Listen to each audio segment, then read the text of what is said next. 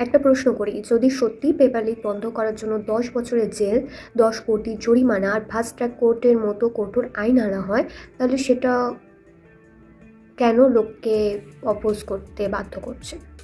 সংসদে public examinations prevention of unfair means amendment bill 2026 উপস্থাপনের সময় কিছু বিরোধী সাংসদ এর বিরোধিতা করেন।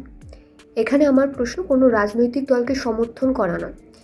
এখানে প্রশ্নটার মূল উদ্দেশ্য হলো students deserve one thing, accountability.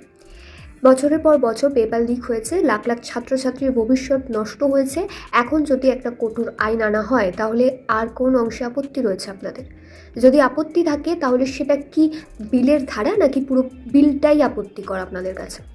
আর একটা বিষয়, যখন ছাত্রদের জন্য আন্দোলন হয় তখন সবাই সামনে আসে, কিন্তু সংসদে যখন শিক্ষা নিয়ে আইন নিয়ে আলোচনা হয় তখন কি আমরা সেই একই গুরুত্ব দিয়ে বিষয়টাকে দেখি? Support the good, oppose the bad, but don't judge a bill by its politics. Judge it by its content. Education should never become a political game. It's the future of an entire generation. আপনার কি মনে হয় এই বিলে যদি কোনো সমস্যা থাকে সেটা সংশোধন হওয়া উচিত, নাকি কঠোর আইন এনে পেপার লিকের বিরুদ্ধে ব্যবস্থা নেওয়া উচিত? কমেন্ট করে আপনার মতামত অবশ্যই জানান।